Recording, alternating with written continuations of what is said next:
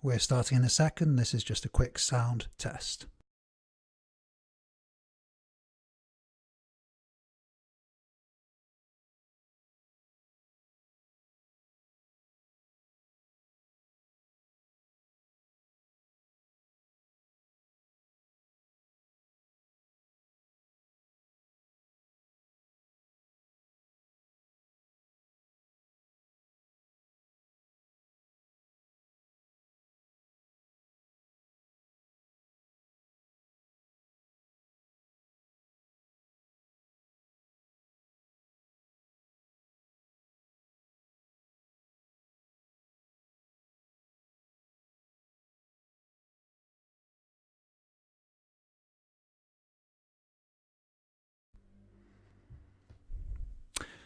Good evening, everybody. Welcome to the stream. Let me know in the chat if you can hear me, and if you can see me. Trying to do the live monitoring, as always, never easy. Welcome. Thank you so much for joining me today. Now, how was your Christmas? And whether you're celebrating or not, whatever you're up to this time of year, I hope you're well. I've got a story from my Christmas celebration. So Christmas is a time when, your family gets together, and sometimes I end up talking about Excel. Yes, I've said before, you never want to be at a dinner party with me because you might end up talking about spreadsheets. And this is what my brother-in-law, this happened to him. So my sister's partner, and we were talking about Excel. Thank you, DC says visible and audio. So I was talking about Excel over Christmas lunch with a member of my family. And once again, I was so surprised what people think you can do in Excel. We were talking about typical business situations, and I was saying, I've done this, I've done that, I've done this, I've done that. And he was saying to me, but you can't do that in Excel. How do you do that in Excel? And it reinforced for me again what problems we've got out there. And the problems are that people don't understand what you can do in Excel. That leads to all kinds of organizational problems. Organizations spending too much money on custom software. It leads to kind of a general lack of confidence in software, in people's own skills, which, isn't good for your staff. It has all kinds of knock-on effects. This idea that you can't get much done in Excel. So in this stream, I'm going to give you 5. That's 3. I'm going to give you 5 examples of when people have said this to me. You can't do this in Excel. Let me know in the chat if anybody has said this to you. I'm going to give you 5 examples. And I love it these days when people say you can't do that in Excel. Now, I'm not saying you can do everything in Excel. Excel has its limitations. Very big data sets is a limitation of Excel, and remote working is a limitation of Excel. If you want multiple people to work on the same file at the same time, it has limitations, as all other software platforms do. So I'm not saying you can do everything in Excel, but you can do much, much more than you think. So these days, when a customer or a prospective customer says to me, you can't do that in Excel, it's like music to my ears. It's kind of motivational for me. And I love kind of proving people wrong. Life shouldn't be about proving people wrong, but sometimes you can find some positive motivation when someone says something to you, you can't do that. I love that these days, and I love showing people that it can be done in Excel. So this is going to be our first example. You should be able to see it on the screen now, but let me know in the chat, have you been in this situation before? Have you said it can't be done in Excel? Maybe somebody else has proved you wrong, or maybe you've proved somebody else wrong. Let me know in the chat. Let's say hello to people in the chat. Thank you so much for joining us today. We've got Kenneth in the chat. I think it's your first stream, Kenneth, so welcome. DC is in the chat. Welcome. Michelle's in the chat. Welcome. A couple of long-term supporters of Tiger there, so thank you for being with us again. Philip's in the chat. One of my students is in the chat. Welcome, Philip. Good to see you here. Shimshi is in the chat. Shimshi, I think you've been in a stream before. Welcome. Good to see you again. And anybody else in the chat, make sure you say hello. Put a question to me. It's Christmas. It's the season when we should be giving anyway. So I'm very happy to create some value for you today. Put your question in the chat. I'll do my best to keep up. So I'm going to talk through 5 examples where people have said to me, I've got this situation, but I'm trying to do it in Excel and I can't do it in Excel. This first example I absolutely love because I like football anyway. What football team do you support? And DC and Michelle, I'm talking about proper football here. I'm talking about the football that you don't play with your hands. I'm talking about soccer. I support Nottingham Forest Football Club, one of the greatest football clubs out there, and support the England football team as well. Anyway, I love following football or soccer. So I got a phone call in 2016, 3 years ago, from an individual who does what's called sports trading, which is essentially professional gambling. And it involves so much data. You know, if you want to be a serious sports trader, you have to be able to do data analysis. It is a non-negotiable. You have to be able to do data analysis. And all of these data analysis jobs were just getting on top of my client. And he was spending 3 to 4 hours a day, repeat, 3 to 4 hours a day, copy and pasting data around Excel. Absolutely crazy. Can you imagine 3 to 4 hours a day? Now, this person, he's still one of my customers and he's a friend of mine now. He was so committed. He's so committed to his job. He's very, very good at this sports trading. He was spending so much time on it. Anyway, he got in touch and he said, the usual story that I get, you know, I think I've got to the limits of Excel. I don't think Excel can do anything. Maybe I have to invest in some other software. No, please think very carefully before you do that. One thing my customer didn't know about was Excel VBA. And you can see in the top right-hand corner of this slide, you can see in the top right-hand corner, somebody just said, can you make lasagna in Excel? I'll come to that question later on. In the top right-hand corner, I've just listed some of the techniques we used. And something this customer didn't know about was Excel VBA. And if you haven't heard about Excel VBA yourself, well, welcome. You're in the right place because this channel is dedicated to learning about Excel VBA. It's a game changer. It's a game changer for so many people out there. Even people who've used Excel for a very long time, they start using VBA and it changes all their practice. It frees up a lot of time for them, gives them much better data insights. And what we did in particular, we looked at moving data between files. This customer has 15, 20 files, moving data around. Because what the customer is doing is generating odds. You know, like you have odds for football matches, sports matches, whatever sport it is. You can bet on anything these days. You have odds. The way this individual works, he generates his own odds, in Excel, and then compares his odds to the bookmaker's odds. And this guides the investments that he is going to make. So it's quite an intensive process making all of those odds. We sped it up dramatically. We took a process that was taking 3 or 4 hours, is now taking, I think, 5 or 10 minutes. My customer might be in the chat. So Mr. Customer, if you're in the chat and you want to speak up, definitely speak up and let me know. But this is the thing. People think, oh, VBA, you know, it might reduce things by 10%. You know, it might work around the margins. It doesn't. It has this transformational effect, a transformational effect. For this customer's now got 3 or 4 hours more a day to be doing stuff. Can you imagine that? Can you imagine that? If you gave me 3 or 4 hours a day, my goodness, the things I could do with that time. So this is a great example project. The customer came to me and said, you can't do this. Using VBA, we managed to get it done. And I want you to think about this in your context. What role is VBA playing in your career? Could it accelerate your career? Could it move you sideways onto a different career path? That's the idea. The stream's not about me. I'm just giving you examples, giving you motivation. You know, I've already traveled this road, really. You know, I'm way up the road, but I want you to get on the same road, possibly push your career forward. Anyway, in the chat, who else we got in the chat? So welcome, Terry. Terry's tuning in from Tennessee. Fantastic, Terry. I think I've seen you on the streams before. Welcome. Yemen is here. Hello, Yemen. Welcome. I don't think I've seen you on the stream before. Very good to see you here today. Let me know if you've got any questions, Yemen. DC is talking about American football. Oh, the Chiefs. So was there a good result for the Chiefs, DC? You'll have to let me know. I think the American football season has just finished. Is that right? So now you're going to postseason and playoffs and things like that. Khaled is in the chat as well. Welcome, Khaled. And Alexander says, can you make lasagna in Excel? Well, Excel is all about synergizing different things together. You know, we've got data, we've got formulae, we've got VBA. Together, they're more than the sum of their parts. You're going to hate the fact you asked this question. Like in my teaching, I try to give examples of synergies. What does this word synergy mean? Anybody know in the chat, what does this word synergy mean? And one of those words we always hear in business. We see it in Excel.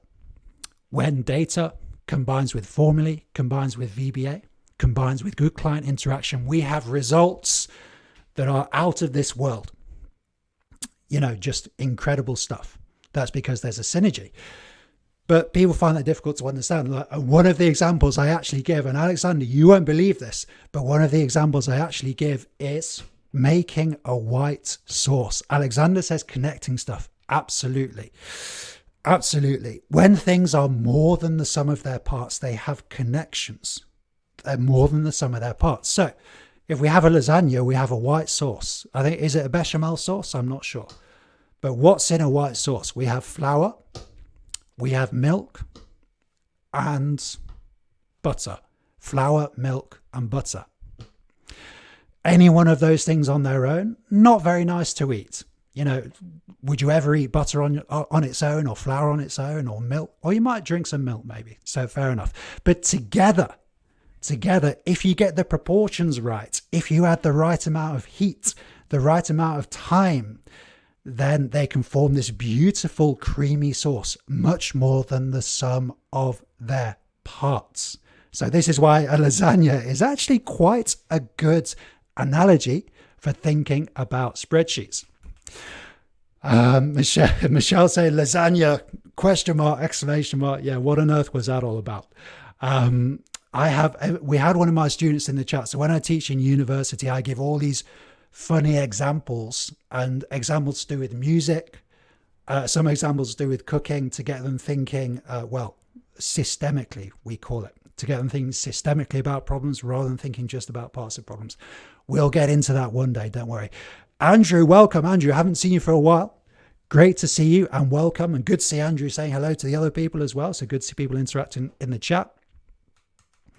Yeah, DC has really captured what we're trying to say things. It's an order of magnitude improvement. If we use VBA, it's an order of magnitude improvement. Doesn't just make things 10% better. It puts a 0 on. That's what order of magnitude means. So you might say, just arbitrarily, this gets 5 cool points. This piece of software gets 7 cool points. VBA gets you 70 cool points. It increases things by an order of magnitude, which means we put a 0 up. So this is our first example. Our second example, I'm going to try to give a range of examples. Individuals, small companies, big multinationals, different sectors, public sector, private sector. I don't want anybody saying VBA is only for this kind of person. VBA can be for everybody. So this second example, 2018, I did this project, previously done a project with this customer. This year, didn't do a project this year, but I've been communicating with the customer this year. We're in construction here. More precisely, this customer rents out big pieces of equipment. For example, if you go to a music festival and there's a big fridge that has drinks in, a big kind of industrial sized fridge, an industrial sized unit, that's on hire from one of these companies. And this is a big global company. And again, they came to me and said, we've got this file that we're really struggling with. We think we need to buy a piece of software. Okay. And they said it can't be done in Excel. And I said, I'm going to do a stream on that one day. No, I didn't at that time. I said, let's give it a go. Let's look through it. Look through the file, met the customer. And as always, once you talk through it, once you have the right, steady, systematic, methodical approach, it's usually fairly straightforward what people are trying to do. But you know what it's like when you work with the same file for so long. There's different people working on the file. There's kind of political considerations coming into it. Things get more complicated. That's why it can be really powerful to get a consultant in with an impartial view on things. And this client's trying to make a method statement risk assessment file. So when one of their customers comes to them, They want to be able to give a quote for how much it's going to cost. And they have to say, these are the risks associated. And anybody who works in construction, engineering, that type of job will be very familiar with risk assessments. So they say to the customer, in order to install this equipment, we have to do this task, that task, that task, that task. Maybe there's 20 tasks they have to do. Each of those tasks has risks associated with it. And they were spending so much time putting this together. And again, we've created some click of a button functionality using VBA to generate these super quickly, literally at the click of a button. So now the client has a nice page, nicely formatted, a nice page at the beginning of the file saying, click the tasks required for this customer. And there's some tick boxes on there. They can then click populate, they click a button. All of the risks are automatically populated onto this sheet. That's just one example of how we've used Excel VBA to speed things up. And let me know in the chat, are you in construction? I'm genuinely not looking for business on this stream, but are you in construction, engineering, even manufacturing? Are you doing risk assessments, method statement? I've done 3 of these projects. I seem to do 1 per year. That seems to be the rate at which these projects come in. It's something people are spending a lot of time on. Again, just with some better Excel skill, companies going to save a lot of time and save that unnecessary investment in pieces of software that might get the job done, but probably won't get the job done as well as a custom Excel file would get it done. Let me know in the chat what you think. Okay, DC, that sounds very interesting. The story about your frozen lasagna into the Internet of Things connected oven sounds very interesting indeed. Do you seriously have VBA sending a command there? People can see in the chat what DC is saying. Amazing stuff. Michelle says, did anyone see the Excel competition, Excel Hash? I haven't seen that, Michelle. I've seen some other Excel competitions. Andrew says, Chris, I have a question. Is this stream not actually for those who have paid your subscription? No, this stream is for everybody, Andrew. This is a public stream. I will be talking about Members Monday at some point. And yep, if you want to take out a channel membership with us, Members Monday. In fact, let's throw it in now. Let's throw this in now. Members Monday gets you a weekly live stream with me. So if you like this, if you like talking Excel, if you want to hear from a practitioner, from someone who's in the industry, if you want to hear from somebody who's a teacher and a lecturer, lectures at MBA level, a weekly appointment with me in the live stream format. So like this, you can interact with me, interact with the other people. We're going to be here every week. And I promise you, I'm going to turn up. I'm turning up today. It's the middle of the Christmas holidays here. It's just me and the dog. All my family is out. I'm here. I'm going to turn up. Why not have a weekly appointment with me to improve your Excel VBA in 2020? We're going to go straight into the Members Monday stream after this stream. And I've got a couple of viewer files that I'm going to have a look at. Yes, we take actual viewer files and we talk about how we'd use VBA to solve the viewer problems there. If you're interested, click on the join button. Click on the join button, which you should be able to find just below this video. So thank you, Andrew, for mentioning that. I'll move us on to example 3 here. Alexander, can you explain the advantages, disadvantages of Excel VBA versus Access SQL? Some things I can't do in Excel, but I can do in Access, like connecting data from company database, but I haven't mastered. Yep. The thing is, Alexander, I am a bit of an Excel specialist, for want of a better term. Yeah. I don't have a lot of experience in Access or SQL, so I tend to be biased towards Excel. Okay. But what I would say to you, connecting data to a company's database, that kind of thing I do quite often on projects, connecting to it could be some kind of company database. Often it's an online data source, Excel supports that very well now. So if you want to get live data from the internet, and in the 5th example today, I'm going to talk about where we're actually using this to get live currency data. That's something that Excel is pretty good at. So connectivity, with other platforms. It's certainly improving in Excel. It's not perfect. I think, well, DC and others in the chat, I'm interested to think what you would say about this. But if you're looking to build a database as opposed to some kind of data analysis or a nice dashboard, then Access might be the way to go, particularly if you're looking to build a bigger database there. So there's just some thoughts, Alex, just some thoughts there. And DC is going to chime in, and anybody else, please chime in the chat.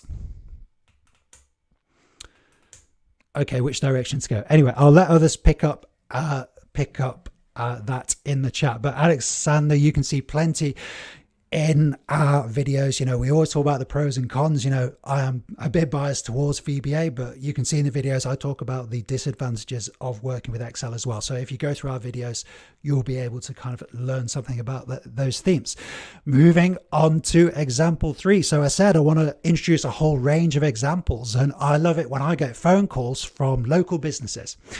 And this particular business is a hairdresser. So when did you last get your haircut? Last got my haircut about 3 weeks ago, I think. And yeah, a local hairdresser. So you can go in, get your haircut, and they needed a system. In fact, they had an existing system, an existing Excel file, but it just wasn't well organized. They had formulae that were pointing to big ranges that were calculating too many cells, making the file inefficient.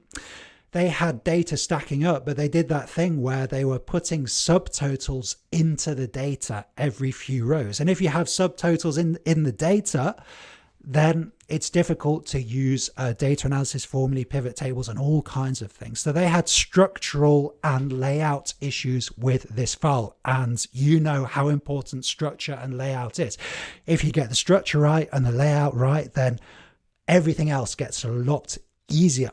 So they had structural and layout problems, but they were coming to me and saying, listen, we don't think Excel can do this anymore. I've heard this narrative so many times. And it's a bit of kind of, I'm blaming my tools because it's not working narrative, but I'm not blaming people for saying this, because I say it all the time. You know, when I'm using Premiere Pro, for example, when I'm using Photoshop, when I'm using other pieces of software, I often blame the software, but it's because I haven't taken the time to really get good at using that software. So people often blame Excel when actually, if they could skill up or invest in somebody like me or somebody else, or watch YouTube or whatever it might be, it can make a critical difference to their business. And that's what happens in this project. So rather than trying to fix the current file, and this is an issue I deal with often, clients will come to me and say, I just want you to move some things around in the files. He actually wanted me to add new formulae to the file, but we have a phrase in the UK that you shouldn't try to polish a turd. I hope nobody finds that rude. It's not meant to be. Shouldn't try to polish a turd, which means if something isn't set up correctly, then it's going to be difficult to put formulae in. It's going to be difficult to make it work. Much better to start again, get the structure right, get the layout right, the right number of sheets, the correct role for each sheet. Much better to do that. That means it's going to be working for a long time to come. So don't try to polish a turd. This is my advice. Anyway, so we started again, which I'll call a blank canvas development, and it's just working beautifully. And so at the end of the day, the client can input the number of cuts that each member of staff has done, and then click a button. It logs all that information into a database, also gives you a quick daily summary that you can then check against the cash register. So do we have the right amount of cash in the cash register? Then you click log, and it logs the information into a database in the back end, and that database builds up. And then it's very easy to do the reporting because the data is in the right structure, the right layout. You can then get the reports, and the client wanted weekly, quarterly, monthly, and annual reports. That's easy if the data is in the right format, the right columns, and then not having rows doing subtotals. So we started again, got the structure right, and it took a bit of time, plenty of iterations between the customer. This customer was a very helpful customer, like good communication. We had 2 or 3 very good meetings, and this file is now live. But again, an example of somebody coming saying, oh, I don't think I can do this in Excel. It's very likely you can. It's likely you can, unless you have lots and lots of data, millions of rows of data, or you have remote working requirements. So you want multiple people working on the file at the same time. If you don't have those two things, Excel is very likely to be the way forward. Okay, there we go. So let me know in the chat, what do you think? Excited by these projects? It probably gives you a sense of kind of the variety in my work. DC says the third thing, good alternative to sticks out like a sore thumb, sticks out like a turd in a punch bowl. Okay, yeah, I've added that to my repertoire, so look out for that in the next live stream. But hopefully people get the idea there. You know, I do that so often. So often, you know, people send me the file and it's got, 25 sheets, or it's got data, fragmented across sheets. It's not neat and tidy. And people say, can you just make this formula work for me? Well, I'm doing you a disservice. I'm doing you a disservice if I just make the formula work, because I'm encouraging you to not have the right setup. The right setup, structure, number of sheets, role for each sheet, and then the right layout on each sheet. If you can do that, you don't need complex formulae. You probably don't need VBA. You can probably use data analysis formulae and pivot tables to get things done. Structure is such a big lever that people ignore. So being able to plan and structure spreadsheets is a really important thing. And let me just do my sales plug here, because that's one of the topics we're going to cover this year in Members Monday. Proper planning. How do you plan an Excel project? So many people stumble into Excel projects. They're given an Excel project. They need to do some reports for tomorrow. So they create a spreadsheet. Proper planning is so important. We're going to be talking about that this year in Members Monday. Not just Excel in a project management context. I'm going to train you to be a project manager, not just an Excel consultant. What have we got in the chat? Moving on to example 4 here, if you want to have a look. Gerhard in the chat. Welcome, Gerhard. I don't know if I've seen you before, but welcome. Good to see you. And Shimshi is in the chat. VBA is like a big amusement park. I really like what you're saying, because it should feel like play. Yeah. Think about the stuff you have got good at in your life. Anything. Yeah. Anything. Could be a hobby. Could be a musical instrument, could be following your American football team. So DC follows the Chiefs. Whatever you're expert in, it's fun. Yeah, it's fun. I know in my life, I've played cricket, I've played basketball, I've played soccer, I've played the drums. I love training my dog, working with my dog. Make it fun. Yeah, find that childlike sense of play. If it feels like play, you are not going to lose. Believe me, because if it feels like play, you're going to keep wanting to come back to it. That means you're going to make progress. And I always say to people, make some kind of, do some kind of silly project. Okay. It doesn't have to be a serious project. In Excel, I've got my Excel offside game, which you can find on the channel. If you just search offside game on the channel, you can find my offside game. I've always tried to make silly games in Excel. We've had the chess series. I tried to create a chess computer in Excel. Try to do something a bit different in Excel to make it feel like play, make it feel like that big amusement park, as Shimshi has just said. That's going to help you progress. Bart's here. Bart, welcome. Now, Bart you can see Bart's name is in green and he has a little S next to his name. That's because Bart is a member. And Bart, no pressure, but let the people know in the chat what we've been doing in Members Monday. And is it any good? You be honest. Is it value for money? Let me know. Gerhard says, what time is Members Mondays? Gerhard, so generally 6 o'clock in the evening, UK time. 5 o'clock or 6 o'clock in the evening, UK time generally, but I will mix up the times. Okay, so at the moment, we've got people in Europe and people in the States. But if you're in Asia or somewhere else in the world, I will try to mix up the times to make sure you can watch live sometimes. Okay? And we're going straight into Members Monday after this live stream. 5 o'clock UK time, we're going to go into Members Monday. So you can start getting value straight away, Gerhard, if you want to sign up. There should be a join button just below this video. Let me have a look on my monitor here. Yeah, you can see a join button just below this video, and hit join, and you'll get another cheesy video from me talking about my Excel story. And I'd love to see you in Members Monday. And Bart is giving us some thoughts on Members Monday. Fantastic, Bart. Thank you so much. And Bart, I will see you in Members Monday in about half an hour. So let's talk about number 4. When somebody came to me and said it can't be done in Excel. Now, this is in the commodities industry. Now, again, that's another word that people use in business and don't necessarily understand. But this company is a commodities brokerage. So people are moving oil around the world. And when I say oil, you're probably thinking, petroleum, this kind of oil. But this company actually moves cooking oil around the world. Sunflower oil, soybean oil, all of the oils that the big food companies are using to make their products. This company is facilitating the deals. Okay, facilitating the deals. So a brokerage, a commodities brokerage, we could say. So the company has to send its prices to its customers daily, and sometimes more than daily. This is a time-consuming process. So I first went to this customer, and we've already spoken about big Excel files. Guess how many sheets was in this file?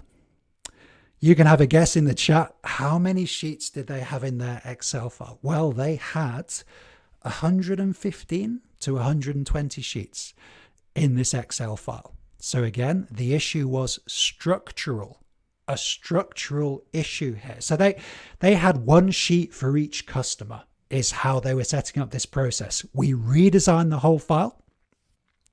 Now it's got about 10 sheets in the file. So we've taken it down by 90%. Again, it's like an order of magnitude improvement there.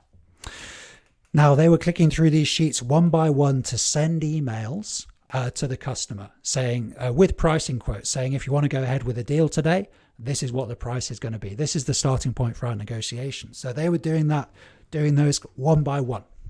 Okay. Clicking through these sheets. This file was so difficult to work with. Like, navigating from one sheet to another in Excel, can be annoying anyway. But if you need to get to a sheet that's 100 sheets away, there's no real smooth way to do it. You could say, Chris, you can use VBA to do that. Yes, that's true. But if you haven't got VBA, you don't want to use it for whatever reason, there's no real quick way to do it. There's a few mouse clicks to do it. Anyway, so by reducing the number of sheets in the file, we made it much easier to work with. And now the client has a button in the top left corner of the dashboard just saying send emails. This flashes up a user form, and the client can choose which customers to send this email to. And the client's customers are segmented in different ways. So the client can just tick a box, say send all the emails to this customer, send all the emails to these customers. It's all automated. So again, it's not a marginal gain. Yeah, it's not a marginal gain. It's a transformational gain. It's not just saving 5 minutes or saving 10 minutes. This is going to save the client hours, probably hours every day. Yeah, and you can do the maths, add that up over time, over months and years. So it becomes not just saving money, it becomes actually thinking differently about data, thinking better, more clearly about those business decisions. This project we just finished, literally just invoiced for this project. So yeah, I'll keep you updated with it. And a sign that a project has gone well is that you're referred to another customer, and this client has referred me to somebody else. So good. In the chat, yeah, Bart is giving us some comments about this project. Yeah, it was very slow, Bart. It was very slow. And I think there's so many people out there trying to do this kind of thing. So I just think we can improve organizational life, improve people's lives, even get the economy working more efficiently if we can get people more confident in Excel. Okay, this is example 4. I'm going to move on to example 5 now. So this is from education. We've looked at private sector applications. This is in the public sector. And so many times I get contacted by schools because they have some kind of data analysis issue. And this is particularly kind of it's important to me, this kind of thing, because I'm from a family of teachers. My parents are both teachers. My brother's a teacher. And there's lots of systems out there that schools can pay for, but don't necessarily deliver value for money. There's lots of companies out there trying to really make money from schools, which I don't think is a particularly worthwhile way to make money, just in my opinion. So spend your money with me instead is what I'm saying. No. So if they can spend money with me or with another Excel consultant, or if they can just skill up their staff somehow to use Excel better, they can avoid that investment in a bespoke system, avoid those long-term maintenance contracts. My company doesn't do any maintenance contracts or anything like that. So yeah, it can make a big difference to a lot of people. So, and this is a primary school. It's quite simple what they were trying to do. But again, they came to me and said, listen, do we need another system to do this? And I said, no, you can do this in Excel. Fairly simple what they're trying to do. So they're logging student attributes, things like gender, socioeconomic background, other kind of information about students. And they then want to slice and dice the data, segment the data according to a certain combination of those attributes. And they were literally counting through rows manually in order to do this. So I've put in the top right hand corner there, what techniques did we use? Data analysis formula. If you said to me, what's the most underused thing in Excel, I would say data analysis formula. People know about pivot tables, some people know about VBA, some people know about things like power pivot, but simple formulas, sum ifs, count ifs, and dsum. Dsum is one of my secret weapons. So powerful.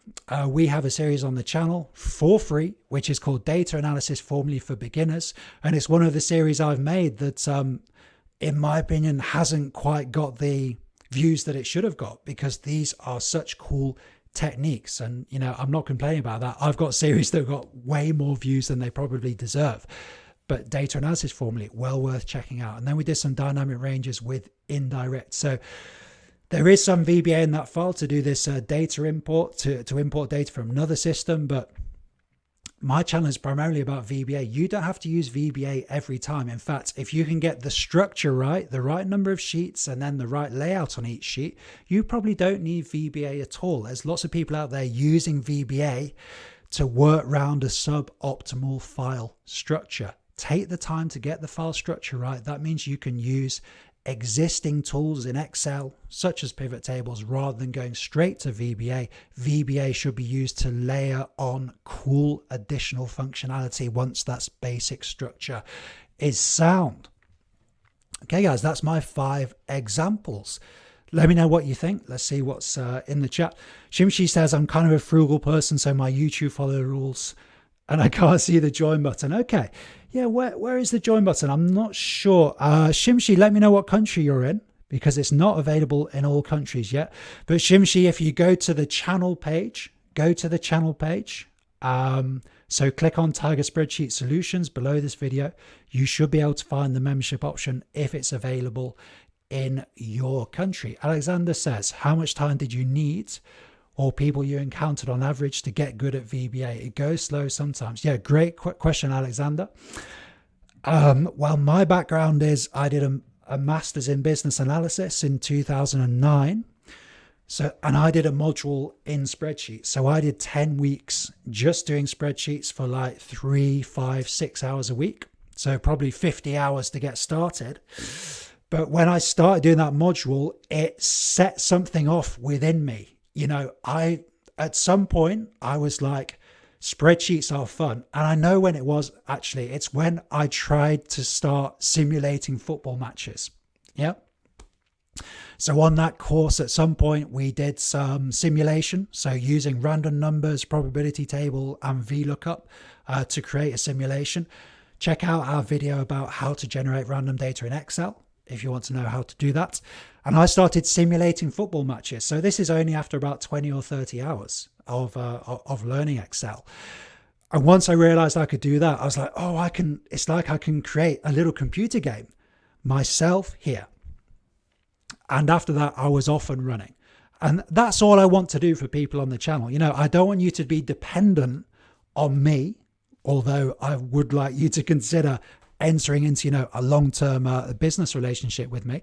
But it's my aim to introduce you to the sheer joy of computer programming. When Excel VBA works and when you're feeling enthusiastic about it, that's when you're going to learn. Okay, so you've got to get yourself into a situation where you're interested in what you're doing. For me, that was doing sports simulations, but just look online. Excel games, Excel applications, you can find so many cool applications of Excel out there. So I hope that answers your question, Alex. You've got to find your joy in Excel somehow. Let me know how you get on with it. Shimshi's in Israel. Okay. So Shimshi, if you internet search YouTube membership Israel, you can see if the membership is available. Another thing to bear in mind is it's easier on a computer to join. Okay, so maybe make sure you're on your computer, not on an iPad or on your phone. Go to your PC, assuming you have one, go to your laptop, and it's easier to join on the laptop. And Bart says in the community tab, you can also find the link to join. Yes, I think that's true. Great. So let me know if there's any more questions in the chat. Shimshi says you're on PC. Maybe it's not available in Israel then. Maybe somebody in the chat can help us, but you should be able to do it, Shimshi. If it's available, then you should be able to do it. Good. Bart says he's learned a lot of things and now making a lot of user forms. Good. Yeah. In this project, so going back to example form 4, I use user forms here, but user forms, it wasn't the first thing I did in the project. Okay, so again, user forms should layer on top of existing files. I always say the best user form you can have is the spreadsheet. Yeah, I'll repeat that. The best user form you can have is the spreadsheet. Excel gives us a user form for free, we could say. So we can use the spreadsheet itself to do data input, and we can very easily do things like data validation using cell validation in the spreadsheet. It's easier to do data validation in the spreadsheet than in a user form. Okay, so I'm always looking for a compelling reason to use a user form. Where they really create value is layering on top of a well-structured application. And in this application, I created a user form to pop up the prices for the next 12 months and to allow the client to make some adjustments there.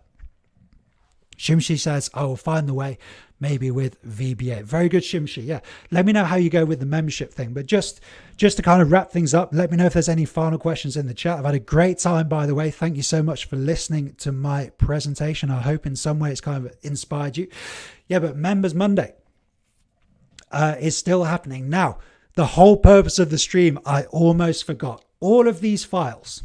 So the sports trading file, the construction file, the method statement, risk assessment, the hairdressing file. So if you've got a small shop or you're working in retail, this could be useful.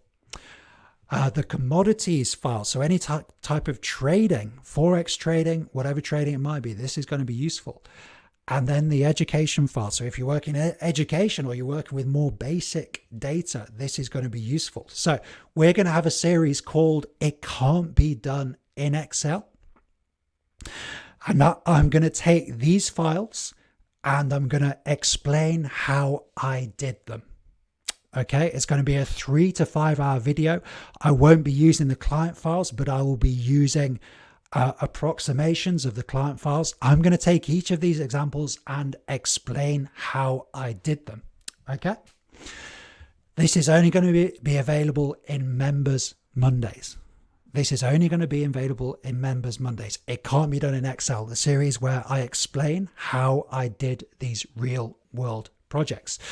So hopefully this makes Members Monday even more compelling. So we're going to have the weekly appointments, okay, with me, Members Monday. It's on Monday, sometimes at 5 o'clock, sometimes at different times. So it will be at a time to suit you at some point. We have the not only do we have the weekly live stream, we're going to build up a library of resources only available to members. So the idea is when you get Members Monday, you get the weekly live stream and you get access to exclusive library of content. including the It Can't Be Done in Excel series, where I'm going to talk through real life applications of Excel. So that's the proposition. That's the proposition. I hope you think it's a good investment. And we've already got some pioneering members in there. We've been having a great time in Members Monday. I'm looking forward to getting Members Monday started in about 10 minutes. Good. Okay, let's just go through the chat quickly. Okay, Shimshi, I'll see you soon. Thank you so much for tuning in. And Alexander, thank you. DC, and Happy New Year to you too, DC. Always good to see you. Michelle, see you soon. Bye-bye. And then Bart, good. Well, Bart, I think you're going to be Members Monday, so let's have a chat in Members Monday. We can go through some of your stuff. Okay, guys, thanks so much for tuning in, and think about Members Monday. I'd love to see you there. Click join below this video, and I will see you very soon. Take care.